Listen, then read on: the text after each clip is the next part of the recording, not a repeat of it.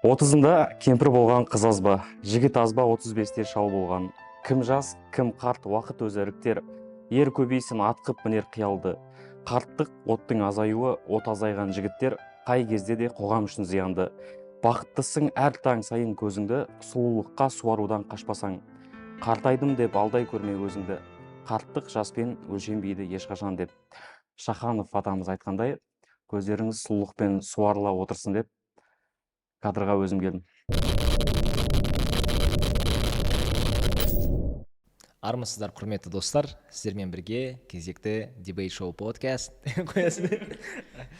Debate Show подкасты қайта оралды. Бізге биыл қанша жыл деп ойлайсыздар? 10 деп. Мен айтып қойдым, бізге биыл 10 жыл, құрметті достар. Сенесіздер ме? Давайте бір Өзімізге шапалақ қойып. Кезінде сонау 2015 жылы Алмас ағамыз бастаған инициативамен біз уже 10 жыл бойы осы Debate Show проекті жүріп келе жатыр. Әлі де тағы болашақта ұзақ жылдар бойы жүреді деген ойдамыз. Алдыңғы ойынға кішігірім шолу жасап кетейік. Алдыңғы ойында энергалық Рамазан мырза технократтық Нұртолды мырзаға қарсы ойнаған болатын. Сол ойынның шешімімен Рамазан мырза ұтып, өзінің победный линиясын екі победамен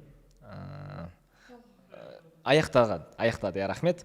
Және де енді үшінші ойын, осы ойынды ұтса Рамазан мырза абсолютті чемпион болады. Бірден сұрақ Рамазан мырзаға. Рамазан мырза, кішігірім алдыңғы ойынға өзіңіздің ойыңызды айтып кетсеңіз, қалай болды? Ойыңыздан шықты ма? Көңіліңіз толды ма? Пару слов. Негізі алдыңғы дебат шоу сахнаға шықпай жатып неден басталып кетті? Шайқастар ше бүйтіп. Короче, гримеркада отырғанмын ғой. Сөйтіп, енді маған максимально не істеу керек болды ғой. Скрыто болу керек болды да. Джокердің гримін көрмеу үшін ше. Потому что осыған үшін мысалға 3 рет ойнаған адамдардың өзі 3 түрлі ойынға 3 түрлі образбен шығатын ше. И 3 ойында бір образбен шыққан ешкім болмады да. И маған маңызды болды, там ешкімнің біліп қоймауы, екінші ойында қайтадан джокер болып шығатынымды. Сөйтсем, гримеркаға технократтың қыздары келіп, ондай смел ашып қарап жүрді. И мен сояқтан бастап не істеп қалдық, ұрысып қалдық та, не үшін ашып жатсыңдар? Образын бәрін көріп алдыңдар ғой деген сияқты сөйтсек. Джокерден басқа сізде идея да жоқ қой, бір нәрсе деген сияқты. Сөйтіп, опа деп. Бүйтіп күшті болып қалдым ше, ойын уже басталып жатыр деген сияқты. Настрой сол кезден бастап пайда болды да. Жоқ, ашуымды Нұртолдан шығарып алдым ғой сөйтіп. Атақ ойын қалай дебат шоуда мен өзім андай не істейтін қасиетім бар деп. Ойынға дейін анализ жасап көремін да.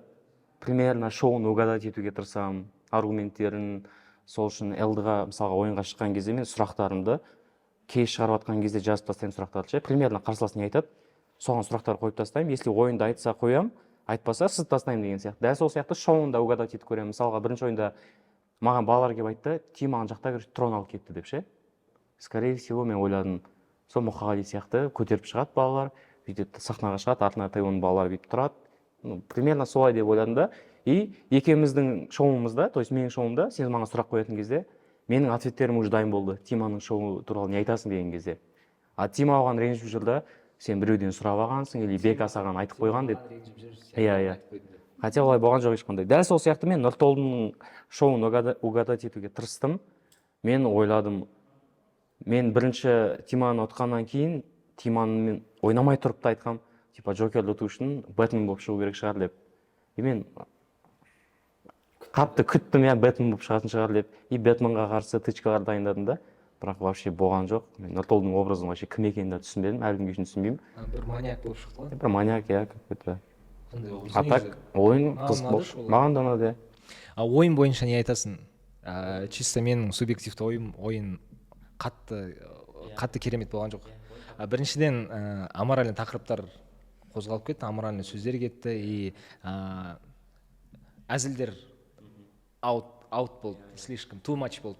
Мен всегда айтатыным ше, дебат шоуда ойнау үшін, именно юмор жағынан көрсету үшін, мынандай екі граница болады да, слишком пошлый зат и жағында оскорбление деген ше. То есть сен дебат шоуда керемет выступление көрсету үшін осы границада болуың керексің, осы диапазонда. Но көбісі соны істей алмайды. либо оскорблениеге кетіп қалады, Тима сияқты, либо Нұртолы сияқты пошлый заттарға кетіп қалады да. Хотя андай тонкий юмор керек, максимально екі жаққа да андай тимейтін, но адамға шамалы морально давка беретінше. Вот Нұртолыда ондай болған жоқ, слишком пошлый заттар кетті, аморальный заттар кетті, поэтому ойынның уровені түсіп қалды. И ондай адамға қарсы ойнау негізі шынымен қиын ғой. Маған қиын болды ойын. Но ойын жағынан, идея жағынан ұтқаныма вообще не болған жоқ. Күмән болған жоқ, иә. 100%.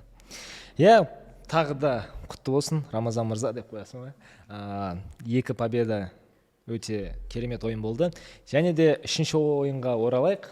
Бүгін бізде қонақта өзімнің буыным өте керемет дебатер кісі. Бұл кісінің фан зонасы Рамазан мырзаның фан зонасымен бірдей деп айтуға болады. Парасатты НЛО клубының әпке буыны Айдана ханым. Қош көрдік. Айдана деп обращаться ете берейін. Айдана, өзің жайлы айтып кетсеңіз, жалпы қай жақтансыз, құрдастарыңыз қай жылғы деп қоясың. Дебатта қанша жыл, в целом дебатқа қалай келдіңіз? В целом осындай сұрақтардан бастаймыз жаңа спикерлермен. Өзіңіз жайлы айтып кетсең. Негізі бірінші сұрақ давайте былай айтайын. Айдана деген кезде өзіңізді 3 сөзбен описать етіңізші. Айдана кім деген сұраққа? Так, есімде ме, 3-ші курста буындастармен барып антикафеде жиналамыз. Сол кезде есіміміздің бірінші әріпіне басталатын бір описание айту керек болды. Сол кезде мен Айдана авантюристка деген болатын. И маған әлі буындастардың арасында бар адамдар, которые Айдана авантюристка деген сияқты айтатын. Сондықтан бірінші кезекте авантюристка дер едім. Мысалы, авантюристка болмасам, өстіп дебат шоуға келмес едім деген айтамын. Авантюристка деген описание беріңізші. Приключение іздейтін адам ғой, үнемі андай. Сондай адам. Движениедағы. Сосын екіншіден мен мұғаліммін, география пәнінен сабақ берем. И үшіншіден феминистка немесе қызбын деп айтсам болады, иә? Түсінікті болу үшін. И жаңа қатарластарыма байланысты, буындасың өзің, сондықтан енді қатарластарым примерно түсіне беруге болады. Ал қайданмын? Мен Павлодар қаласынанмын. Андай. Серьезно? Иә, прикинь, да. Иә, бәрі Жетісайдың қызына ұқсайсың дейді. Мен осы оңтүстік деп ойладым. Иә, бәрі оңтүстік деп ойлайды шын мәнінде. Но атак негізі Сабзироның жерлесімін ғой. Вот сол. Сабзиро деген қалай болды?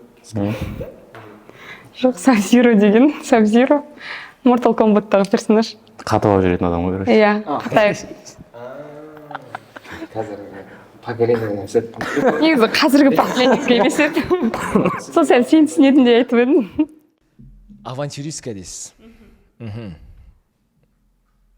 Феминистка дейсіз.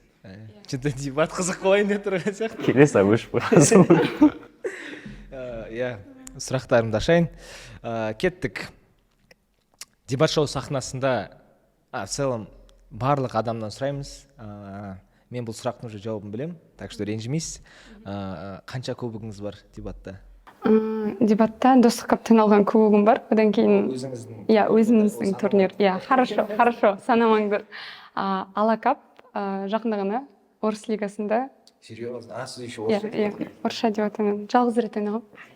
Сол кезде жалғыз рет ойнап Кубок алдым. Бірақ үшінші орынның кубогы. На кубок, иә, берді. Иә, берді. Орыстар молодцы. Иә, орыстар вообще щедр екен. Сол жаққа қарай кету керек болды. Сол? В принципе, осы. Рамазан мырза, сізде қанша кубок бар еді? Мен поездбен есептеп жүрмін қазір.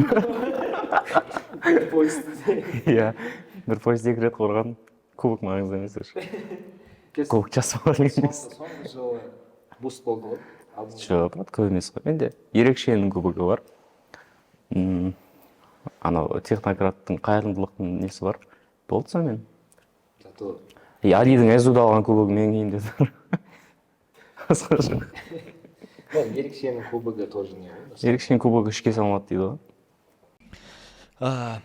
Айдана, өзіңді дебат шоу сахнасында ойын көрсетуге достойнаямын деп ойлайсың ба? Негізі, иә. Былай қарағанда. Жоқ, енді сіздер шақырып, сонша осылай келіп тұрғаннан кейін, осылай подкаст түсіріп тұрғаннан кейін, возможно, достойный адам шығармын. Иә, ойнауға. біз потенциалыңызды көре алдық қой. Иә. Осы қыздың. Энергия көрді, потенциалым, сосын UIB көрді ерекше де. Негізі мен ойымша Айдана дебатта в целом вот мен қазір жағымпазданып жатқан жоқпын. Вот өзімнің буындастарым арасында всегда енді былай әңгіме арасында Айдана самый недооцененный, underestimated қыз дебатерлардың бірі ғой негізі. Бұндарында 2 қыз ба қанша? Жоқ, реально көп балдар айтатын негізі. Вот Айдана страшно ойнайды. Элді. Сіз еще Элдыдан ғой негізі. Чисто дебат шоудың несі форматы и в целом агрессивно, бунтарка, в общем, Айдана деп өмірімде өте көп естігем. Сөйтіп өз басым Айдананың дебат шоу сахнасында көргеніме өте қатты қуаныштымын, достар. Өте қатты. Кәм Алматының адам құсап сөйлеп жатырмын. Бізде бір соңғы жаңалық бар. Соңғы жаңалықты Рамазан мырзаға берем. Өзі айтып кетсе. Достар, мен мына жақта шығып отқаным просто тағы бір прогресс деп айтсақ болады. Мен ешқандай ойын ойнамаймын. Видеода түсірілгендей дебат шоуда немді поясым тастап кеткен болатын. Пояс бізде вакантный болып қалды. Но мүмкін бір күні қайтып оралармын. Поясты наконец-то өзіме алып кету үшін. Если поясқа деген сағыныш туса, то есть ол ешқандай қиындық емес. Пояс кімде болса, одан тартып ала саламын. Маған бірақ ойын қалды да негізі 3 победа болу үшін.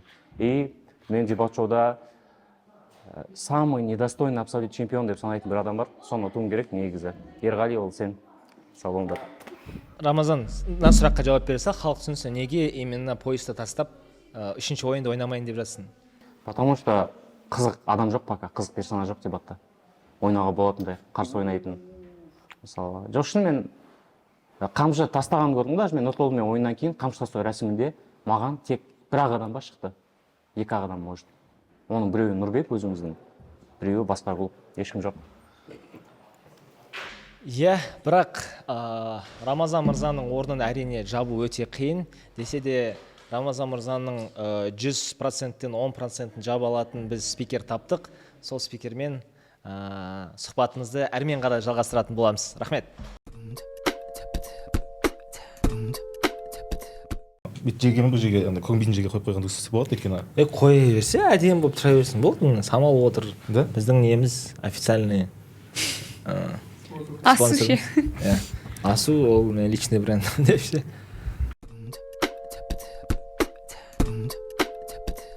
Иә, достар, ендеше біз жалғастырамыз. Рамазан мырзаның орнына келесі дебат шоу сахнасында ойын көрсететін кім деп ойласаңыздар айтайын. Ол кісі Таразда өте легенда, Алматыда аты шығып келе жатқан легенда. Жамбыл пікірсайыс федерациясының Жамбыл облысындағы филиалының директоры аға буын Өмірбеков Дархан мырза. Иә, Дархан, қош келдің дебат шоуға. Қош көрдік. Қалайсыздар жалпы? Шүкір аман есен. Шүкір деп, Тараздан қалай жеттіңіздер? Жақсы, ат тегілетіп 8 сағатта жеттік. 8 сағатта. Енді қазір жол ұзақ қой. Қазір жол ұзақ.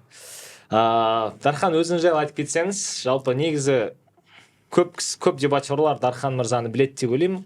Бұл кісінің өзінің бір еркелік стилі бар, қазақилық сөздері бар. Десе де мен Дархан жайлы біраз информация іздеп қарадым. Енді мен как интервью ретінде дайындалдым. Қазақстан Республикасының пікірсайыс федерациясының Жамбыл облысындағы филиал директор дейді. Что за фигня ол? Не зат? Бұл түсіндіріп кетсең, жалпы қазір Жамбыл облысындағы филиалдың директоры, кәдімгідей филиалдың директорысы ба? Иә, кәдімгідей филиалдың директоры. Пікірсайыс федерациясының Алматы облысындағы филиалы бар ғой? Бар, иә. Оның директоры кім? Қазір Гауһар деген қыз ғой. В целом АПФ деп отқан. Сонда сіз Тараздағы АПФ-тің директорысыз. Тараздағы ЖПФ-тің директоры. Неңіз, обязанностьтарыңыз қандай? Не істейсіздер сонда? Просто халыққа түсінікті болу үшін. Жамбыл облысында пікірсайыс дамыту, конкуренттік орта создавать ету. Жалпы андай монополистік режим болды кезінде, соған байланысты. Так, қалай түсінуге болады монополистік режим дегенді? Енді бір организация болды кезінде. Атын айтпай қойын, экзамен кетеді. Сол организация біраз жыл жұмыс жасады. Ол организацияда мен де болдым. Тараздың қазіргі кез келген түлегі сол организациядан шыққан. Ол организацияның өзінің дәуіріндегі еткен еңбегі үшін алғысымызды білдіреміз. Бірақ әр заманда өзінің бір жаңа бір ноу-хау шығу керек. Және 2021 жылдан бастап Жамбыл облысында осы филиалды ашып, кішкене бір конкуренттік орта создавать етуді кішкене жөн көрдік. Аха. Сіз филиалдың директорысыз. Аха. Қанша жыл болды сол жақта осы позицияны? 2021-де аштым ғой. 21, 3 жыл болды. 4 жыл кетіп барады. Иә. 4 жылда не жасадыңыз? Бұл біріншіден не ма? Гос организация ма, немесе частный ма? Жоқ, негізі ол қоғамдық бірлестік қой, мемлекеттік емес ұйым. Республиканский общественное объединение бар. Ұлттық пікірсайыс федерациясы деген қазір кезінде Болат Бұқарбай ашқан. Қазір бекмейгі жүр. Солардың как филиал ретінде Жамбыл облысынан ашқанбыз. Ол филиал Ақтауда да бар, бүкіл аймақта бар негізі. Бірақ ең алғашқылар болып, АПФ-тан кейін осы Жамбыл облысында ашылды. Ең алғашқылар болып. Финансирование бола ма? Ұлттық пікірсайыс федерациясынан болмайды, бірақ өзіміздің әкімшілік тарапынан ойнатылатын тендерлар болады, сол тендерлардың қатысып ұтып. Одан бөлек проекттер бар. То есть мемлекет финансовый көмектеседі? Мемлекет көмектеспейді, мемлекет шығарады, сен егер де ұтсаң, онда ол сенікі болады. Ұтпасаң, онда басқа біреуге болады. Тендерға, иә. Иә. Тендерға. Ол ақшаны алып, сіздер сонда не жасайсыздар, турнирлар? Енді ол мемлекеттің өзінің қойған текспесі бар. Сол текспеске байланысты турнирлер бар. Одан бөлек біз телевизион дебат істедік, турнир істедік. Он аймақ, бізде Жамбыл облысында 10 аудан бар. Сол 10 ауданның барлығын аралап, ояқтағы пікірсайыс дамыттық. Жаңағы меркі, аса деген секілді. Байзақ ауданына бармадыңыздар ма? Бардық Байзақ ауданына. Мен өзім Байзақ ауданынан деп өзімнің ауылыма жасайтын. Тренингтер істедік, мұғалімдерді оқыттық, оқушыларды шығардық. Бірақ енді бізде қазір мектеп лигасы кезінен бері жақсы. Өзім де мектеп лигасын ойнағам. Бірақ студенттік лигамен енді проблема бар әлі күнге дейін. Потому что біздің дайындаған мектеп оқушыларының барлығы Алматыға, Астанаға түсіп кетеді. И өзімізде ресурс болмайды Таразда. Ол жалпы Тараздың ғана емес, соған бүкіл аймақтың проблемасы шығар да. Текучка, басқаша қалай айтады? Қазір Утечка. Утечка, текучка деп, утечка мазмұн. Бірақ негізі кезінде Дулат мырзалардың кезінде мықты етін студлига біздің Таразда. Кезінде есімде, анау бізде Алматы емес, жалпы Қазақстанның рейтингі деген бар етін. Білсеңіздер. Сол Қазақстанның рейтингінде біздің тараздықтар әжептеуір ой болар, орны бар етін кезінде. Ол рейтинг әлі күнге дейін бар ма? Ол рейтинг сол 2018-де ме тоқтап қалды деймін. Қазір тек қана Алматының рейтингі бар. Қазақстанның рейтингі жоқ. Жаңа АПФ жасайтын ғой. Сайын жыл қорытындысы. Оның алдында микстейп істейтін ғой, микстейп. Қазір микстейп болып кетті ғой. Кстати, осы микстейп демекші кезінде Кенбай мырза, Алтын Сапалық, осындай бір как ВКонтакте сияқты дебаттың бір приложениясын шығарғысы келіп еді ғой. Пікірсайысын чисто несі апкас. Ол кісі, если шатаспасам, жаңа краундфандинг іздеді, инвестор іздеді, біраз андай PGDK-ға қатысып, өзінің стартап ретінде не істегісі келді, бірақ шатаспасам қолдау тапты ма? Тапты. Ол нәрсе негізі болса қалай болар еді деп ойлайсыз? Керек па негізі? Жоқ, ол приложение шықты ғой. Да? Ол приложение шықты, неге БПФ-те бар ғой, не деп аталады? Кодқа байланысты қалай? Мен білмеймін. Тебикет, иә. Сол тебикетке ұқсайтын АПФ-тің версиясы шықты. Бірақ енді демо версиясында кіру қиын болды, тағыстағы онандай несін хостын ақша төлеу керек болды, сөйтіп ол қалып кетті негізі. Бірақ негізі приложениенің өзін көргенмін мен шыққанын. Бірақ қазір қолданыста емес. Жақсы, жалғастырайық. Түсініп алдық, филиалдың директоры.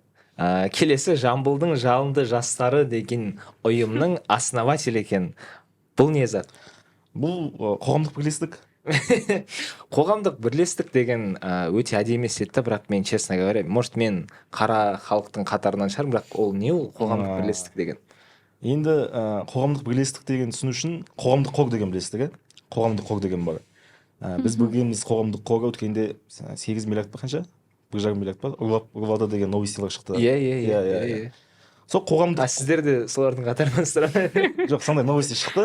Сол қоғамдық қордың біз қоғамдық бірлестігіміз ғой. Қоғамдық қор мен қоғамдық бірлестігінің айырмашылығы қоғамдық қор адамдардан ақша жинауға рұқсат берілген да, ал қоғамдық бірлестік адамдардан ақша жинамайды, ол тек қана мемлекетпен жұмыс жасайды. Не істейді сонда? Мемлекеттік әлеуметтік тапсырыстар орындайды. Соцпроекттер? Соцпроекттер, иә. Енді қоғамдық бірлестік ол сол Жамбылдың жалын жастары.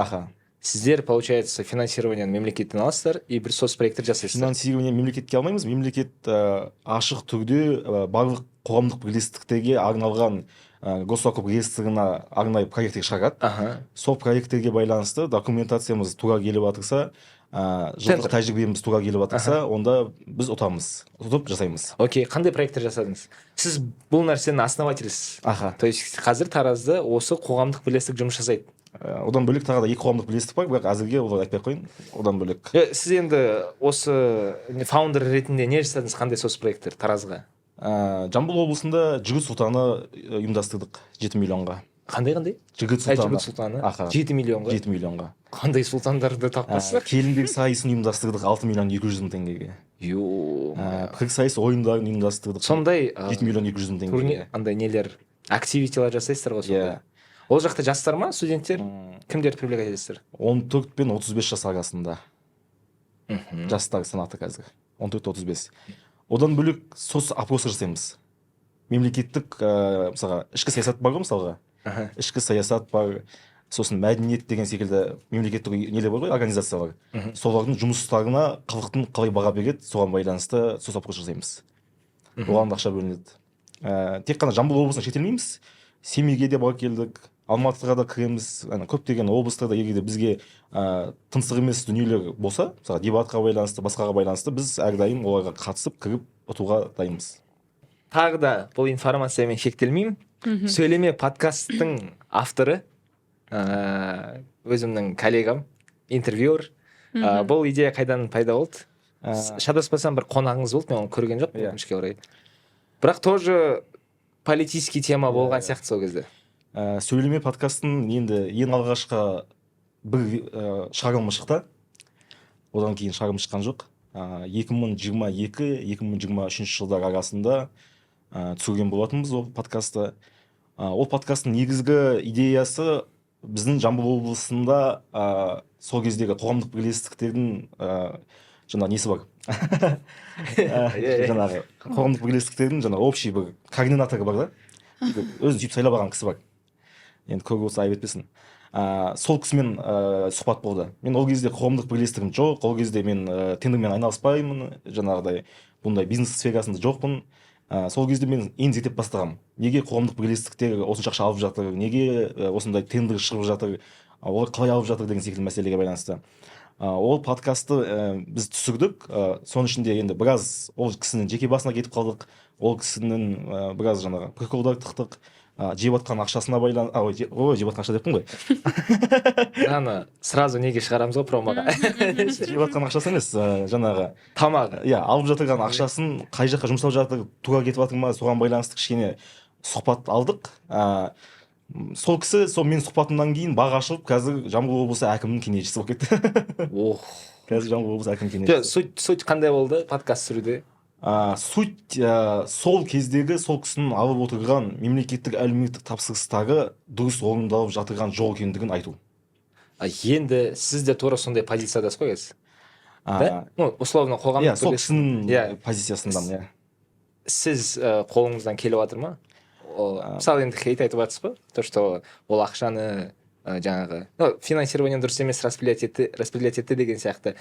И ол нәрсе по сути тура сізге де қойса болады. Мен енді ол кісі секілді үлкен проекттер алып жатқан жоқпын. Ол кісі кезінде бізде Жасыл ел деген программа бар. 78 миллион бөлінеді.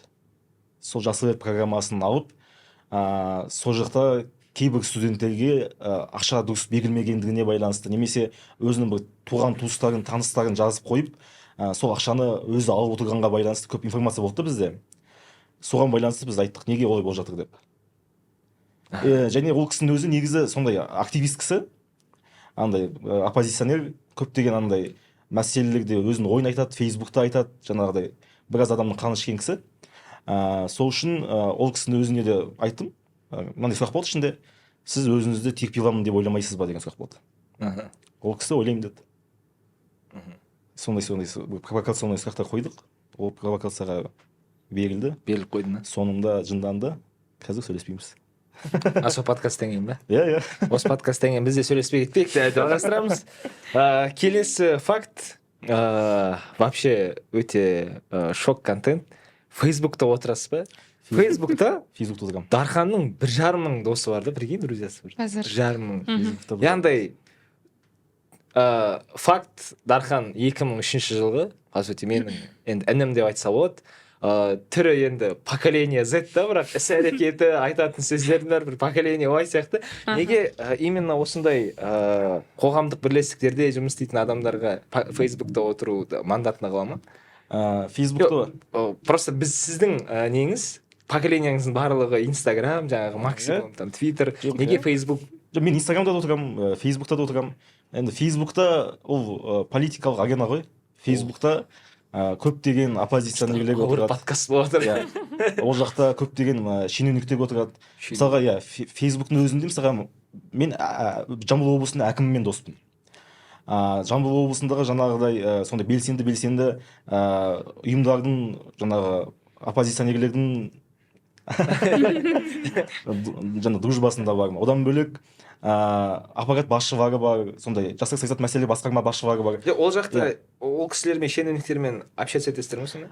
Ол жақта или бір цифровой арена? Маған ұнамай жатырған мәселелерді көрсетемін.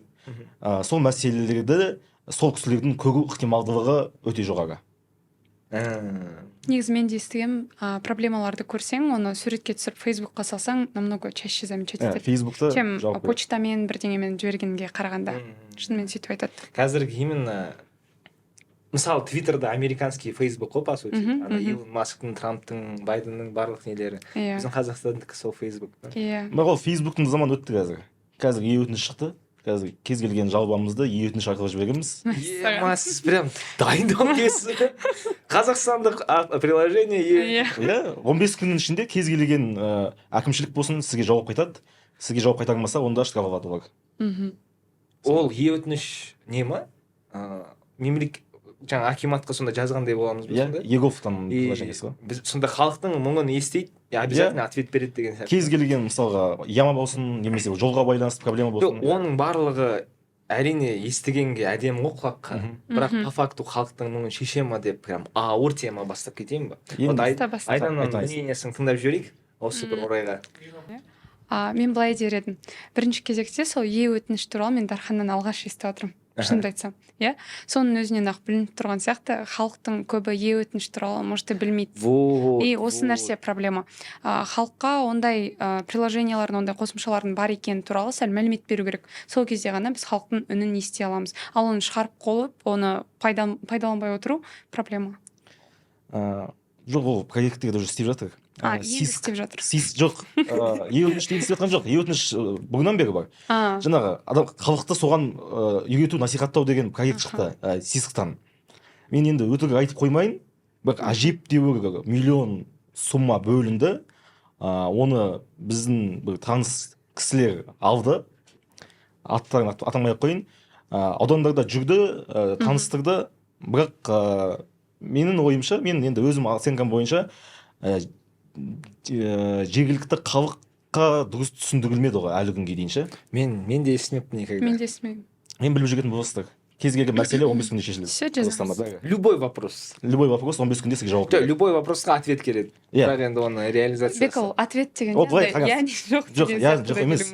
Мысалға қараңыз, сіз әкімшілікке жазасыз. Осындай мен үйімнің алдында осындай жол ямасы бар. Сосын әкімшілік сізге жауап береді. Бізге осындай сұрақ бойынша хабарласқаныңызға рахмет, осындай біз шешеміз дейді. Сізге ол ответ ұнамаса, сіз дальше тура сол e-өтініш арқылы сол ответті белгілеп прокуратураға жібересіз, прокуратураның жауабы ұнамаса сотқа жібересіз. Кез келген жіберсеңіз болады. Сіздің қатысуыңызсыз ол жақта уже өздері бір-бірін жей бастайды.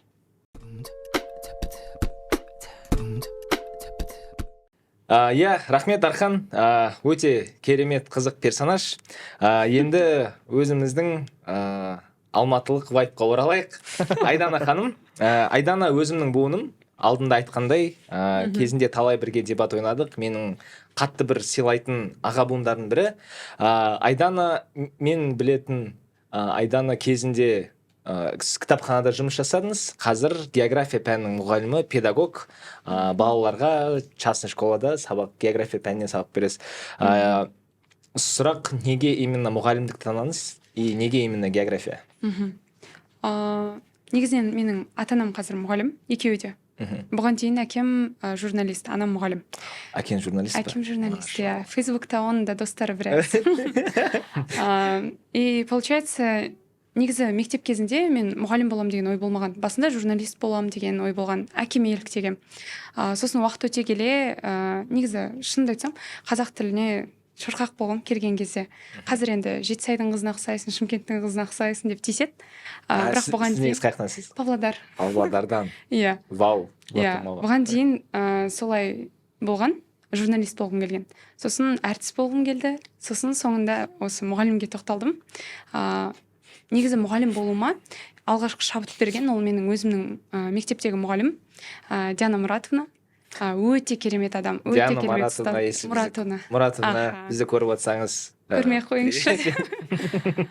Өте жақсы көремін, сыйлаймын, әліге дейін араласам ол кісімен. Менің мектепте мұғалім болып жүргенімді біледі және біраз кеңестер беріп тұрады маған. Өте жақсы адам, қатты сыйлаймын. Вот. Сол кісі шабыт берді, как раз география пәнінен мұғалім болған. Мектептен кейін, естеріңізде ма, неге баратын едік қой, түстен кейін барып, консультация алып, сол мұғалімдермен сөйтіп, сол кісімен жұмыс жасаған көп. И ол кісі географияға дайындады, ұнады. Ол кісі балалармен бір коннектті күшті ұстайтын, жақсы бір андай бір волнаға түсіп жұмыс жасайтын. Содан кейін менің өзімде де бір ой болды. Мен де балалармен жұмыс жасасам, осындай мұғалім болсам деген сияқты. И негізі мұғалімдерге қарап, енді ол менің үлгі алған мұғалімім ғой. Сол сияқты балаларға үлгі болғым келді. Қазір енді өзімде мектепте жұмыс жасап жүрмін. Оқушылардың арасында енді сіздің ғана сабағыңызға дайындалып келем деген сияқты андай комменттер бар, сондай комплименттер, иә. Бізде сондай болдық. Иә. Ну да, білмеймін енді. Соған қарап, өзімде де андай әліге дейін шабыт алып тұрамын, күн сайын шабыт аламын жаңадан андай сабақ беруге, ұстаз болуға, тәлімгерлік жасауға балаларға. Вот сол. Өзіңізге ұнай ма? Өзіме ұнайды, иә. Негізі балалармен жұмыс істеген қызық қой. Қызық. Өзіме де қатты ұнайды. Иә. Бірақ қалай айтсам болады? Не, минустарын энергозатратно. Плюстарын біз білеміз, то, что балаларға көмектесесің, балаларға бір как-то можешь повлиять. Но именно мұғалімдіктің минустары бар ма? Бар. Бірінші минусы, скорее всего, бюрократия. Енді қағазбастылық. Хотя қазір иә, ақырындап көштік деп айтады. Күнделік деген сияқты. Иә, күнделік деген бар. Бірақ әліге дейін күнтізбелік тақырыптық жоспарыңды сен үнемі қолыңда ұстау керексің. Сабақ барысында біреу келіп тексерсе, сен өтілген күндері толтырулы, қолыңда қағаз болу керек. Иә, қысқа мерзімді жоспар, сабақ жоспары қолыңда болу керек. Бұрын қолмен жазғызатын, қазір қайта енді принтер бар, сонымен шығарып апарсаң тоже болады. Оны еще бекіту керексің. Күнделікті сабағың жоспары оқу ісі жөніндегі орынбасар директордың сол кісімен бекітілу керек. Сондықтан енді бюрократия жағынан сәл өзіме ұнамайды, сол жағы ұнамайды. То, что әрқашан сол отчетпен жұмыс жасау. Бірақ негізі енді отчетта бір дисциплинаны береді деген ойдамын, сондықтан бұл да прям жаман деп айта алмаймын. Сосын екіншісі ол энергозатратны. Яғни балалармен жұмыс жасау ол өте көп энергияңды алады. Яғни мектепке сен мысалы таңертең күшті болып барасың, энергияға толы, мен бәрін қазір үйретем, түсіндірем деп. Бірақ уже бір бала түсінбей бастай ма, сенде ақырындап энергияң азая бастайды. Сен уже менен қате кетті ма, нені түсіндіре алмай қалдым, не істеуім керек, не істеуге болады деген ойлар болады. Бірақ енді уақыт өте келеді, сен түсіндіресің, 30 баланың 30-ды сенің пәнінен идеально болуға міндетті емес. 30 баланың бір 10-15-і түсінсе, все идеально. Ана қалғандары өзінің деңгейінде бәрібір түсіну керек деген сияқты. Сондықтан минусы сол энергия кетеді. Мен мысалы 5 күн жұмыстан кейін мен жатып просто сенбі-жексенбі турнирға уже шыққым келмейді, шынымды айтсам. Шаршаймын. Вот сол. А так негізі жұмыс өзің айтқандай қызық. Балалармен жүрсең, жасар жүресің ғой, жастармен. Жасарып кетіпсіз. Иә, рахмет. Рахмет. Кітапханада қанша біраз жыл жұмыс жасадыңыз? Негізі Айдана менің алғаш танысым, который кітапханада жұмыс істейді, и маған всегда қызық болатын, жалпы қалай кітапханада жұмыс істеу деген сияқты. И соған орай сұрақ қойғым келіп тұрды. Жалпы қазіргі кітапханалар мен өз басым өкінемін, негізі кітапханада көп болмаймын. И ол жақта в целом кітапхана популярны ма қазір Қазақстанда негізі? Иә, популярны. Жастар көп па или үлкен кісілер көп па? Үлкен кісілер көп. Үлкен кісілер. Үлкен кісілер. Қазір былай айтар едім, Алматыда бізде орталықтандырылған кітапханалар жүйесі бар. Мен сода жұмыс жасадым. ЦБС. Яғни ол бір ортақ жүйе бар. Сол ортақ жүйеге қарасты қазір 44 па, қателеспесем, сондай кітапхана бар. И мен 29-ші кітапханада жұмыс жасадым, орбитада как раз. Бір келмедім ғой, орбитада тұрып. Сол кітапханада жұмыс жасаған болатынмын. Қазіргі таңда негізі егде жастағылар өте көп келеді, шынымды айтсам. Күнде кітап алады. Күнде емес, енді аптасына бір 2 рет алып кетеді. Оқыған кітаптарын қайта алып тұрады арасында. Ал жастар, кітапханалар қазір негізі хаб сияқты жасалған ғой. Иә. Прям отырып жұмыс жасай аласың. Иә. Wi-Fi бар, мысалы, отдельно точкалар бар, дұрыс айтасың, иә. Соның бәрі бар. Сондықтан жастар көбінесе жұмыс жасауға келеді. Үлкен кісілер газет оқуға, журнал оқуға, кітап оқуға келеді. Сосын кітапханаларда қазір тоже өзім риза болатыным. Негізі мұғалімдерге, оқушыларға и садиктегі балалар, балабақшадағы балаларға өте үлкен мүмкіндік жасалған. Яғни кітапханаларда не только хаб ретінде, но и қосымша сабақтар өткізу орны ретінде пайдаланады. Яғни ол жерге мысалы сурет мұғалімі келеді, оригами ұстазы келеді, там го ойынының ұстазы келеді и группа жинайды сол кітапханада жазылған балалардан. И балалар келіп тұрады прям. Өте күшті өтеді, қызықты, балаларға өздеріне ұнайды. Менің ойымша, сол арқылы олар сәл баланы кітапханаға да баулайды. Мысалы, басқа бір организацияға барса, бала ол жерде кітапты көрмейді, оған қызық емес. Ал мына жерде бала хотя бы мұғалімін күткен кезде кітап оқи алады деген сияқты ғой. И сәл балалардың кітапханамен танысуына, ол жерге интеграция өзінің алуына кішігірім жақсы деп ойлаймын. Негізі кітапхана одан бөлек жаңа қазір метроларда байқамадыңдар ма? Иә, байқадым. Аппараттар тұр, иә? Вот сол тоже орталықтандырылған кітапханалар жүйесінікі. Ол орталықтандырылған кітапханалар жүйесі деп отқаныңыз не ба? Ол полный государственный полный ұйым, иә. Мықты. Сол ұйымға барлық кітапхана қарасты. Әр кітапхананың өзінің заведующий бар, жетекшісі. Сол меңгерушінің барлығы қарасты бір директор бар. Сол директор. Не жағынан ше? Мысалы, кітаптардың саны жағынан, контент жағынан новый кітаптар бар ма? Бар. Условно, современный қазір бәрінен қызықтамын. Иә, әрине. Негізі, былай айтар едім, бізде кітапханада 15 мың кітап қазақ тілінде болды. Ал бұлай общий, қателеспесем, фонд 30 мың кітаптай болды. Қалған, то есть, получается, орыс тілінде, ағылшын тілінде. И кітаптардың ішінде негізі әрине ескі кітаптар көп. Бірақ қазір почти ай сайын жаңа кітаптардың поступлениесі келіп тұрады.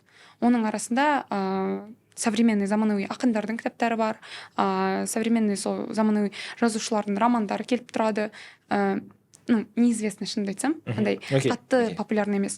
Ал популярныйлардан тоже келіп тұрады. Алдында өзіміз айтқан, например, «Бегущий за ветром» деген сияқты сондай кітаптардың полный жинағы 3 том прям тұрады.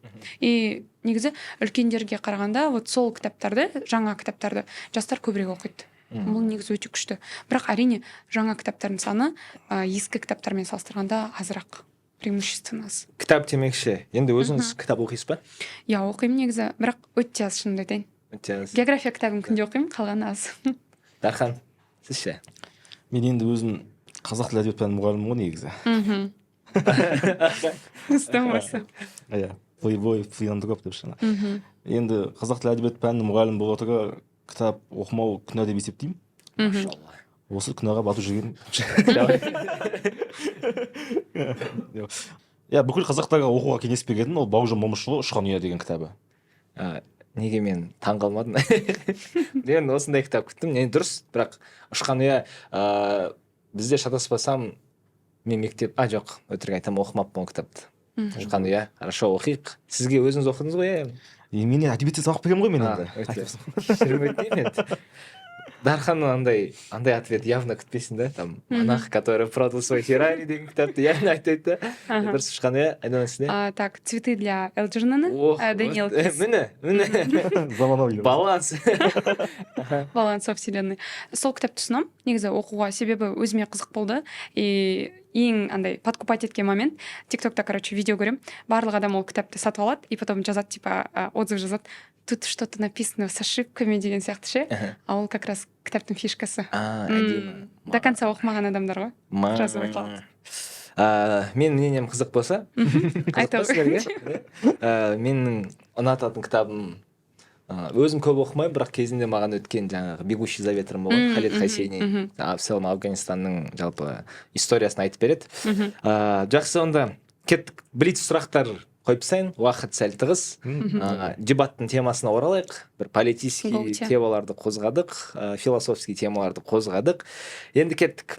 Дархан, қазіргі таңда дебат дамып жатыр ма, немесе деградацияға ұшырап жатыр ма? Именно қазіргі. Деградация. Неге?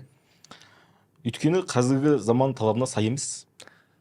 Қазіргі заман талабы қалай болу керек?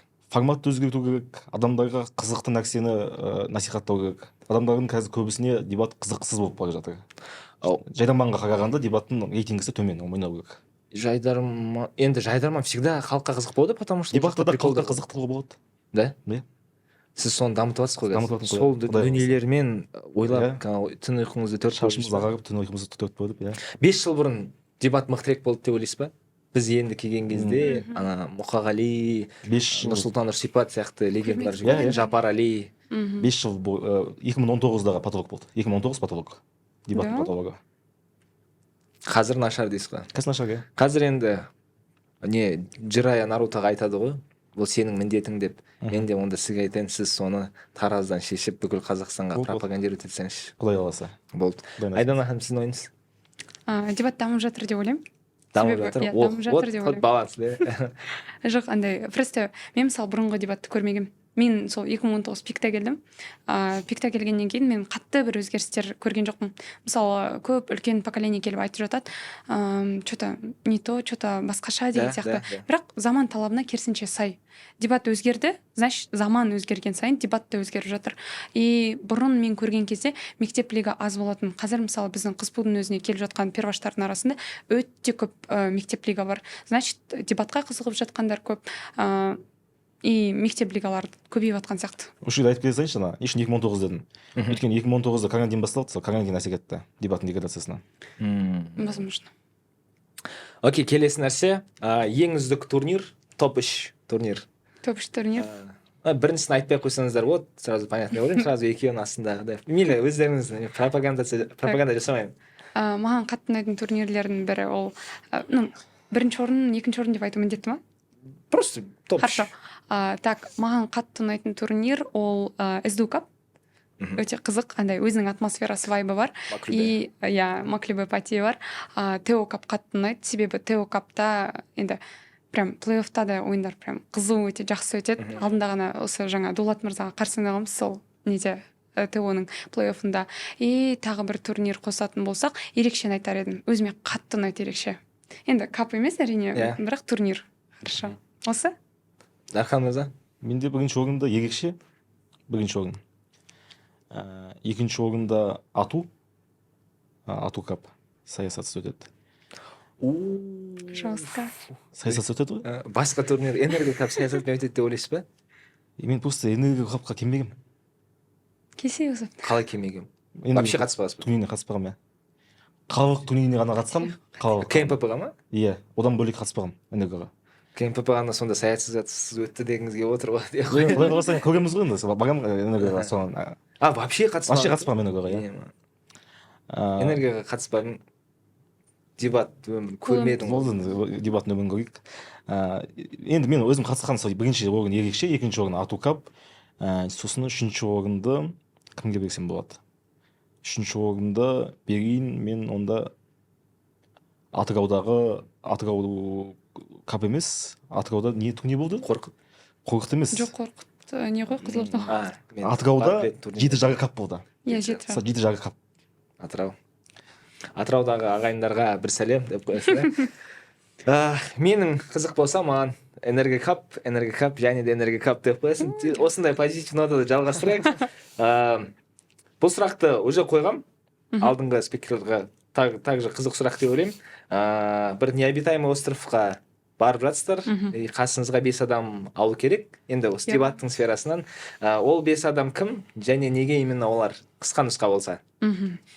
Жақсылап ойланасыз ба?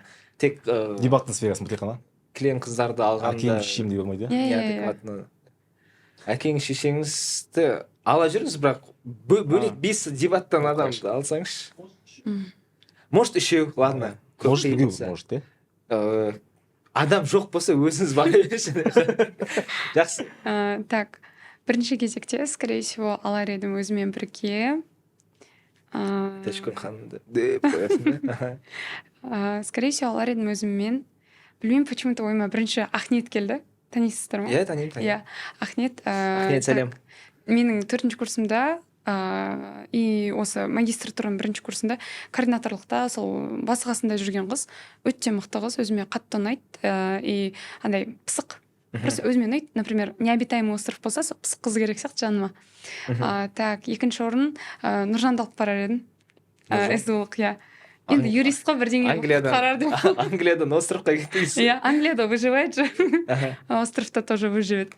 Так, ойыма бірден келген адамдарды айтып жатырмын. И так, үшінші адам ретінде, енді Ахнет жалғыз сұрамасын деп Жанеркені алып барар едім. Сол 2 қызбен барар едім. Екі әналы. 2 қыз, и Нұржанды алып барар едім. Нұржан енді өзіміз ғой. Дархан. Мен Ерзатты алып барамын деп айтайын. Жаңа кетіп бара жатқан кезде айтып еді, мен айтшы деп. Ерзат Тараздың жігіті. Соны айтып жатырмын. Ерзатқа бір сәлем айтып сені Ерзат, көреді. сәлем. Сені алып барайын деп жатырмын. Бол, ризасың ба деп. Қанша ақша берді? Қанша ақша берді сөйтіп айту үшін? Ол ақша бермейді. Наоборот, ақша алады. Сосын Ерзатты алып баратын едім. Сосын енді білмеймін, мен үшін барлық дебатерлар бірдей. давай Дархан 3 адамды айтшы. Барлығы, иә, келісеміз, барлығы бірдей, барлығымен отношения. Өзім жақсы араласатын, өзім Ерзат, Бекзат, Болат дей салайын. Болат, Бекзат. Үшеуі де Тараз. Ербол мен Есенбек ше. Ербол мен Есенбек бар қасында. Әне десе болды ғой, толды. Ерғали деп жандай. Ерғали Тараздан ба? Жоқ, басқа Ерғали. Танымайсыңдар. Таразский Ерғали ма? Жоқ, Таразский емес, басқа. Әзіл сондай болды. Мейлі, әзіл. Бір қыз керек емес па сонда? Тек қоясың. Әйелдер бар ғой өзінің қыздарға. Дұрыс. Келесі сұрақ. Дебат шоу жайлы, жалпы ожидание қалай? Просто біздің поколениядан шықты, Темірлан шықты. Бәріміз білеміз, қандай позормен Рамазан оны жеп тастады. Темірлан Есенов көріп отырсаңыз, ассалаумағалейкум. Сәлем деп. Нұртолды. Біздің поколение емес қой деп. Иә, Роман поколениясы. Бірақ көбісіне мынандай ожидание болды да. Андай элдінің бүкіл элді турнирлар алып жүрген Темірлан, даже қандай ярый спикер болса да, дышының сахнасы ол бәрібір бөлек. И ол ертеңгі осындай тревогамен, напряжениядан өте ала аламыз ба деп ойлайсың ба? Өте ала аламыз. Өте ала аласың ба деп кешірім сұраймын. 3-ші курсымда дебат шоу сахнасында дәшкөн деп айғайлаған болатын. Алдамаңдар андай сәл енді сезініп қойған. Ол скримді барлығы біледі. Иә. И 2 рет қамшы тастауға шыққам. В принципе, енді ойнамаған соң басқаша сезілетін шығар. Бірақ алып шыға аламын, өзіме сенем. Шо, Дархан. Кетші. Әзіл ма? Негізі андай қарсыласымды менсінбеу деген нәрсе жоқ. Любой дебатер мықты деп ойлаймын. Даже перваштарға қарсы ойнаватсаң да мықты кейспен бару керек. Дұрыс. Иә. Дарханды по 10-бальной шкале қаншалықты изи болады ұтуға? Так, деп ойланып отырсаң, айтпаймын. Келесі сұрақ Дарханға деп. Болмай ма олай? Жоқ, Дарханды ұтам деп ойлайсыз ба? Шоу көрсетем деп ойлаймын. Ұтам деп ойламайсыз ба сонда? Ұтам? Жоқ, настройды көрсетсе айтамын, мен ұтам, айырам деп. Ұтам. Болды, Дархан есін ба? Енді Дархан саған. Ұтам. Ожидание қалай? Неден? Стресстан, жаңағы напряжениядан, халықтың алдына позор болудан, Темірлан сияқты. Балаларым деп кезінде Нұртуғанның шоуын көргем, Мұқағалидың шоуын көргем. Мен 5-ші сыныптан бастап дебат ойнадым ғой. Кезінде дебат шоудың 2-ші шығарымы, 3-ші шығарымынан бастап мен оқушы болсам да келетінмін. Кезінде Дулат Тұрсыналы келетін. Біраз шоуды көрдік, біраз ойынды көрдік. Мұқағалидың столдың үстіне секіріп тұрып сөйлегенін көрдік. Мен өзімде дебат шоуға қамшы тастаған кезде шоу істеп кетемін постоянно. Бір шоуға шыққан кезде бүкіл әруақтарды қозғағам. Иә, сол секілді. Бабалар дейсің. Сол үшін мен үшін сахна ол менің мекенім ғой. Чувствует там себя как рыба в воде. Ойбай, орысша кетіп жатыр ма? біріншіден сәттілік. Дебат шоу сахнасы оңай емес, достар. Рахмет. Андай недооценка болмасын, өте қиын сахна. Ол жақтың аурасы, ол жақта сіздердің орларыңызда қандай керемет легенда кісілер болған. Бірақ құттықтаймын, то что сіздер осындай уровеньдастар, левелдастар, халық сізге сеніп отыр, мен сізге сеніп отырмын, Айдана ханым, Дархан мырза. Енді келесі сұрақ, если Дарханды ұтсаң, келесі қарсылас кім болған қалайсың? Келесі қарсылас негізі вообще ойланбадым, шынымды айтайын. Қазір ойланайық та Иә, қазір ойланайық. Мен негізі шынымды айтсам, келесі қарсыласымның қыз болғанын қалаймын. Матриархат құрамыз. Феминизм. Иә, сәл дебат шоудың сахнасында матриархат болғанын қалаймын. Матриархат дегенде енді просто қыздармен ойын, қызға қарсы қыз негізі ойнап беді дебат шоуда. Қарсылас қателеспесем жоқ, иә? Екі қыз ба? Иә, екі Оператор қыз жігіт ойнамаған, иә? Просто мен есімде, егер память не изменяет, Ташкөн әпке ол алғашқы ұтқан қыз. Жоқ, Мадина Ашим бар емес пе? Мадина Ашим ойнаған жоқ па? Мадина Ашим Мирас мырзамен қарсы ойнап, ол кезде ұтылды. То есть сол Ташкөн әпке алғашқы ұтқан қыз, бірақ оның келесі қарсыласы Мирас мырза болды, иә? И получается, ұтқан қыздар қарсы қызға ойнамаған ғой енді. И вот сол логикаға салып енді қыз бен қыздың ойынын көрсеткім келеді. Негізі бізде қазіргі Алматының дебатында, негізі тек Алматы емес, мысалы неде Астанада да алдында Атырауда алған Ақылжанның жанындағы спикер қыз тоже өте мықты. Сондықтан менің ойымша сол қыздардың арасынан бір тоже мықты спикерді табуға болады. Мысалы Құбыла ханым бар, иә? Жанна, Бибана. Бәрі күтіп жүр. Да, бәрі күтіп жүр ма? Сол Рома что-то қашқан сияқты болды ма? Рома ешкімнен қашпайды. Қорықпайды. Қорқу сезімі жоқ. Өйтіп шатастырмаңыз халықты.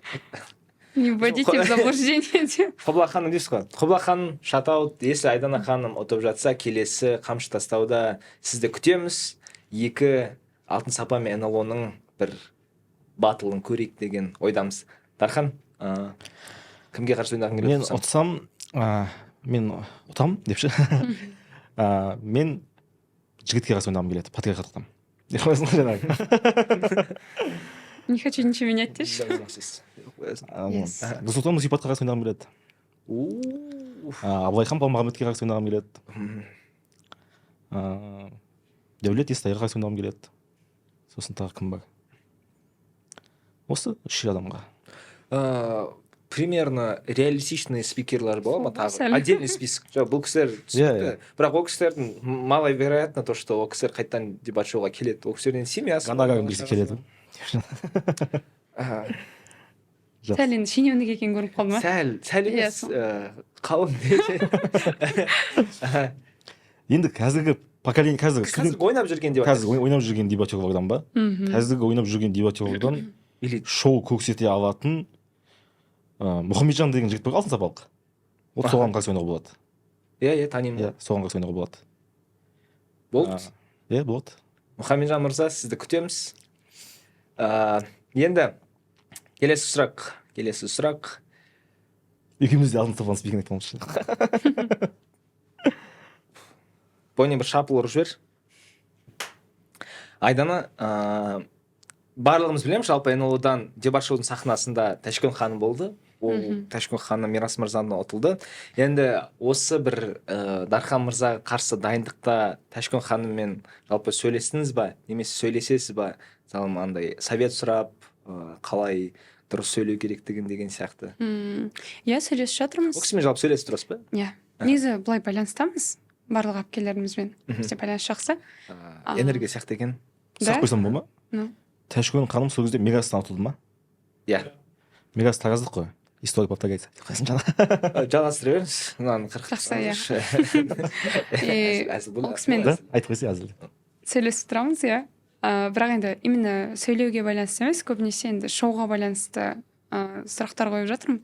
Себебі өзім көрген шоулардың арасында маған ең қатты өткен шоу сол Ташкөн әпкенің шоуы болды. Енді прям реально айтам, без преувеличений, өзімнің андай клубтасым болған үшін емес.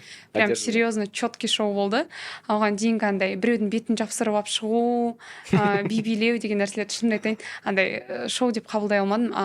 Осы шоу сөз аз, больше экшена, больше андай больше скрима. Иә, больше скрима. Сол четко болды. Өзіме қатты ұнаған. Енді дебат шоудағы ұту мотив ол өзімді дәлелдеу ма немесе Ташкент ханым үшін бір ответка қайтару ма, или Ташкент ханымның ұтылысы солай жылы жабылып қала сала ма? Жоқ. Вообще мен бөлек адаммын. Иә, мен дебат шоуға шақырту алған кезде де мен андай біреу үшін шығып жатырмын, клуб үшін шығып жатырмын емес, мен өзім үшін шығып жатырмын. Иә, шықсам өзім үшін, ойнасам өзім үшін, ұтылсам тоже өзім үшін, ұтсам тем более өзім үшін. Шоу жайлы примерно шоуға уже дайындалып жатсыздар, білесіздер. Отдельно бізде 4 төреші болады, 5 төреші ол халық болады. И халыққа, соответственно, шоуға қатты қараймыз өзімізде организатор тарапынан. Вау эффект бола ма? Құдай қаласа, Алла қаласа. Потому что ертең күні, мына сұрақ қойғым келіп тұр, Тараздан қолдауға ағайын туыс бауыр жекжаттар келе ма? Бір газет адам әкелем. Иә, бір газет адам әкелем. Бір газет адам. Бір газет. Құдалыққа келгенде келесіздер ме? Құдалыққа келгенде, иә. Точно ма? Иә, оқушылар. Или Алматыдағы бүкіл Тараздың комьюнитиін жинаватсыздар ма? Оны да Алматыдағы Тараздың комьюнити бар. Одан бөлек как раз сол кезде оқушылардың турнирі болады екен, соны пайдаланып, сол оқушылардың да келсе біліп отырмын. Одан бөлек солардың жетекшілері бар. Шоу жайлы айтып кетіңізші, примерно қандай вау эффект бола ма? Примерно вау эффект болады. Просто барлығы, мен өз басым сізден бір вау эффект күтіп отырмын. Потому что постоянно қамшы тастаған кезде қатты бір андай ожидание қоясыз да, ертең күні реальность болып отпасын. Ертең хэт-трик болып отпасын. Құдай қаласа, Құдай нәсіп етсе, Құдай абырой берсе, иншалла. Аумин. Алла қуат. Айдана ханым, тағы да хоррор стильде, сондай современный бір экшн стильде. Don't know, really don't know. Иә. Жоқ, білмеймін әзірше. Оның бәрін шоуда көресіздер. Андай адамдарға интриганы бұзбайық. Вопросительный знак тастап. Вопросительный знак, иә. Келіңіздер көресіздер. Мен де оқушыларымды алып келейін ба, не істейін? Жинап. Жалпы фан базасы көп болып кеткен жоқ па? Бүкіл Алматы қыздарын жинап келсеңізші. Қыздарым ба? Онда мен бетейінді Есенбек как раз атуда КДМ екен. Атудың бүкіл студенттерін алып келейін деп жаңағы. Қазқұспуда педпрактикада жүредім. Жақсы. Қыздарымды алып келейін ба? Оқушыларыңыз алып келсеңіз бүкіл педагогтар жинап. Нұрхан Жәкен ар жақта балаларын алып келсін, Бердібек алып келсін, полный кілең, ауыз толтырып. Бердібек алып келеміз. Осы жерде айтсам ба, реклама қылып? Реклама? Аха. Платный реклама бізде. Иә. Жақсы. Ақшасын сосын төлемей сақтап беріңіз. Құрметті алматылықтар, осы видеоны көріп отырсаңыздар, сол шоуға келіп, маған дауыс берген әрбір адамға 1000 теңгеден деп жаңағы. Маған жаттап алыңыздар. Шоуға келген адамға 1000 теңге. Рекламаның бағасы қанша? Жоқ, маған дауыс берген деймін. Маған дауыс берген. Қалай мониторинг жасайсыз? Кәдімгі келіп көрсетеді. Дархан деп айқайлау керек. Обещание беретіндер да? Иә, ұнамайды маған. Ескі Қазақстан ба, жаңа Қазақстан ба? Қой, оны талқыламайық. Ертең күні жабылып қаласың. Иә, рахмет. Өте қызықты ойын болады деген ойдамын. Екеуіңіз де жалпы өзімнің поколениямсыздар. Қатты қуаныштымын. Ертең күні сондай бір керемет вау эффект болатындай шоуды да, ойынды да көреміз. Өздеріңізді дәлелдеп, дебат шоудың тарихына өздеріңіздің аттарыңызды бір алтын әріппен жазып кететін уақыт келді.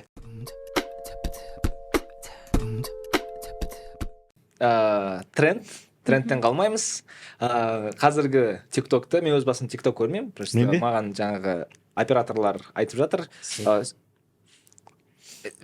Стрём или норм дейтін ойын. Мен, получается, бір факт айтам. Сіздер айтасыздар, либо это стрёмно, либо это норма. Кеттік.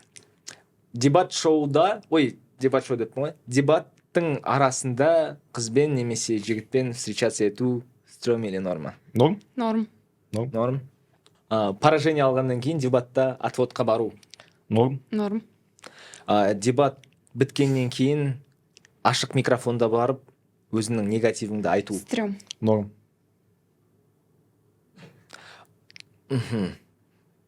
Сен дебат шоуда ұтылып қалса біраз әңгіме. Турнирларда аға буындардың, үлкен буындардың, аля динозаврлардың ойнағаны стрём? Норм, да? Өзімізде соған келе жатырық қой, обидно. Да. Қыздың теңгесі ол стрём норм деген. Қойшы давай. Қойшы соны. Сексист болу. Дархан мырзаның қой деген сұрақтарын қыздың феминист болуы немесе еркектің феминист болуы стрём немесе норм? стрём. Оны осы жерде айтып кетейін. Иә. Менің Айтсын. менің әдебиетші әпкемнің айтқан сөзі бар. Еркек деген қыран құс кезу үшін жаралған, әйел деген қара жер төзу үшін жаралған. Иә. Қызыл флаг беріңдерші достар. Мен өз басым феминист ретінде маған да бұл ауыр кетті Иә, негізі. ауыр тиіп жатыр. Сонда сіз өзіңізді, сіз феминизмге қарсысыз. Біз дегенде әдебиетшілердің барлығы иә. Сонда қазіргі таңда Қазақстанда әйелдің құқығы тең дегенмен келісіп отырсың ғой, получается. Қалай? Еркек пен әйелдің құқығы тең ба Қазақстанда? Тең емес, тең бола алмайды да, тең болмағанда. Слишком андай, по-моему, қалай айтады? Радикальный сияқты. Просто қазіргі әдебиетшілер неге қарсы феминизмге, потому что олардың барлық оқып өскен шығармалары андай да, типа Гаухар Тас сияқты әйелдің құқығы шектелген. Ұлпан, Ақбілек деген сияқты. Иә, Ақбілек, Бақытсыз Ұлпан, Жамал. Бақытсыз Жамал. Барлығында әйелді бақытсыз етіп көрсетеді. Сосын бұлар үшін жаңа феминистка болу немесе феминист болу стрём дегені оның сексист болу норм дегенмен тең. Сонда бұрынғы заманда әйелді қалай елдер жаңағы относиться етті, қазіргі заман тура осындай. Сол нәрсені пропаганда жасаватсыз ба сонда? Жоқ. Қалай енді өзіңіз ойнайтынсыз? Әйелдің Неге әдебиеттер феминизм қарсы? Өйткені әйелдің қоғамда өзінің орны бар, еркектің қоғамда өзінің орны бар. Әйел мен еркек ешқашан тең бола алмайды. Әйел мен еркектің айырмашылығы өте көп. Сол айырмашылыққа байланысты әркімнің өзінің орны бар. Сол әркім өзінің орны бойынша маңызды.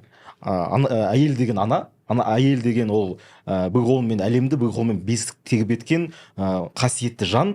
Сондықтан да сондай орынмен қалу керек. Жоқ, біз еркектер секілді барып жұмыс істеуіміз керек, еркектермен тең болып, жаңағы төбелесуіміз керек, күресуіміз керек, немесе басқа секілді мәселелерде мен қолдамаймын. Жаңағы ана ретінде сондай бір не ретінде мен қолдаймын. Ал еркектердің өзінің орны бар деген секілді. Егер де феминизмді сіздер қолдайтын болсаңыздар, онда мен айтатын едім. Феминизм егер де еркек пен әйелдің жаңа теңдігін қалайтын болсаңыздар, онда кез келген жаңағыдай еркек пен әйелдің арасында болып жатырған спор кезінде біз еркектен не істейміз? Айтамыз. Ой, ол әйел ғой, ол нәзік жанды, ол эмоционалды, біз тоқтауымыз керек деп айтамыз. Да жеңіс бере беремін деп маған. Ал феминизмнің несі бойынша, онда еркектер де әйелдер секілді екеуі бір-бірімен қырылып, екеуі бір-бірімен бетпақтасады. Ондай нәрсе болмас үшін қоғамымызда бізге сондай нәрсе керек. Әркім өзінің орнын білу керек. Мен түбегейлі қарсымын. Например, ситуацияда еркек пен әйел үйінде ұрысып жатыр да. Қаншама адамдар еркек қоя салады. Еркектің қойғанын көрмедім мен. Біздің шапалақ беретін қазақтар көп қой. Енді мен оны қолдамаймын. Мен қолдаймын әйел мен еркекте айырмашылық бар екендігін. Яғни феминизм деген теңдік қой. Яғни еркек ретінде қойып әйелін жаңағыдай ол сөйлесе де ол әйел ғой деп қарастыру, немесе үйден шығып кетіп ашуын басқанын күте салу, ол міне еркектік. Феминизм дегеніміз әйел мен еркектің құқығы тең, әйел быжылдап жатса, еркек те быжылдау керек деген мағынаны егізіші. Өйткені құқықтар тең ғой оларда. Ондай емес ол. Еркектің өзінің еркектік қасиеті бар, әйелдің өзінің әйелдік қасиеті бар. Әйелдік қасиеті бар. Ашуан ба? Сол ғой, иә. Осы сабыр болыңыз, сабыр болыңыздар. Осындай қой. Иә, осымен позитивті нотада бітірейік. Жоқ, давай мен сөйлейінші позитивті біту үшін. Айтсын, мейлі. Берейік. Феминистерге әрқашанда просто андай да, оның қазір айтып тұрған нәрсесі ол гендерлік рөлдер. Әйелдің, еркектің қоғамдағы орны емес, гендерлік рөл деген нәрсе ол өте қате ұғым. Неге? Себебі сенің мысалы қызыңмен немесе әйеліңмен ұрсып жатқанда ол әйел ғой деп қоя салуың ол сексизм. Сен оны бөліп тұрсың по половому признаку. Хотя былай денсаулық тұрғысынан, жұмыс жасау тұрғысынан екеуің бірдейсіңдер. И получается, сен оны мен жақсы көрем ғой, бұл адамды деп қоя салсаң, мен оны ренжіткім келмейді деп қоя салсаң, вот это здоровое отношение. Ал сенің ол әйел ғой, ол бажылдап тұр ғой, мен оның деңгейіне түскім келмейді деп қоя салуың, оның сөзі сондай болды. Ол өте төмен деп ойлаймын. Сондықтан мысалы қазір бажылдап отырған Дархан, мен ол сияқты бажылдағым келіп тұрған жоқ. Сондықтан феминисттер жасасын, тең өмір сүрейік. И бір факт айта салайыншы, Еуропада бір күнде мен андай алдағым келіп тұрған жоқ, қай мемлекет екені есімде жоқ. Финляндия ма, сол бір өте жақсы дамыған мемлекетте әйелдер бір күн 24 сағат жұмысқа шықпай қояды. сол кезде мемлекеттің ішіндегі экономикасы да, жалпы ішкі өнімі де, деңгей бәрі резко тоқтап қалады жұмыс. Просто қазір Дарханның айтып отырған нәрсесі абсурд. Мен де айта салайын, Әйелдердің позитив өзінің нотада бітсін. орны бар, Тыңдап ол орнын әйелдерден тартып ала алмаймыз. Еркектерге тыңдауға білеті дарысын деген нотада бітіргім келіп тұр өз сөзімді. Иә, феминистер, олар өз құқығын қорғап жүрген әйелдер. Бұрын просто ол ұғымның болмағаны, ол феминистер болмаған дегенді білдірмейді. Бұрынғы әйелдерде өзінің құқығын қорғауға тырысқан. Мысалы, Мағжан Жұмабаевта негізі ол жазылған барлық бақытсыз жамал тағы басқа шығармалар, олар негізі әйел қаншалықты қоғамда бақытсыз, осыны дұрыстайықшы деген мақсатпен жазылған деген ойдамын. Себебі енді ағартушыларымыз, қаншама адамдар, олар енді явно жаман оймен Дарханның айтып отырған идеясы пропагандалаумен жазбады. Позитив нота, позитивті андай. Бір ауыз сөз. Қазағым, халқым, жұртым сөзімді Мұхтар Мағауиннің сөзімен білдіргім келеді. Немесе, Мұхтар Мағауин емес, Шер ағамның сөзімен білдіргім келеді. Шейхан Мұртазаның сөзімен. Құрметті қазақтар, батыстың цивилизациясын аламыз деп, канализациясын ала алмайды. Өте керемет. Өте позитивті. Өте позитивті нота. Я өте мен андай екі оттың арасында осы керек бізге, достар, осы керек. Я рахмет. Соңғы сөзбен бітіреміз. Бір сөзден. Мен енді өзім цитата емес. Мен Дудьтың сөзін бітіргім келіп тұр. Айдана, в чем сила? Сила в правде, брат. Сила в феминизме деуге. Сен матриархат десең, патриархат десей. Хорошо? Жоқ. Давай, өтірік не істеп жіберейік деп. Ладно, әзіл. Сила в правде. Сила в правде. Болды? Сила в правде. Дархан, в чем сила? Сила в правде. Дұрыс, ақиқатта ғой. Ақиқатта. Шындықта емес, ақиқатта. Дұрыс. Ақиқатқа бәріміз бірге жетейік. Рахмет, достар. Өте қызықты сұхбат болды, интервью болды, подкаст болды. Я, достар, подкаст ұнады деген ойдамыз. Бұйырса, сіздерді дебат шоуда күтетін боламыз. 15 ақпан, Энерго University, АОС, бұрынғы АОС. Барлықтарыңызды күтеміз. Ойын өте қызық болады деген ойдамыз. Если Дарханды қолдаймын десеңіздер, келіңіздер. Если Айдананы қолдаймын десеңіздер де келіңіздер. Просто қызық ойын көрем деген ойларыңыз болса, тоже келіңіздер, біз сіздерді күтеміз. Және де сол күні бізде Энерго Кап болады. Биыл турнирімізға 10 жылдық, 20 жылдық. 20 жылдық турнир болайын деп жатыр. Өте керемет республикалық дәрежеде. Сондықтан барлығыңызды күтеміз. Осымен біздің подкастымыз тәмам. Айдана ханымға көптен көп рахмет айтамыз. Өте керемет спикер. Дархан мырзаға да тоже көп үлкен рахмет айтамыз. Жұмысыңыз алға баса берсін. Тараздағы, Қазақстандағы дебат дами берсін деген ойдамыз. Рахмет.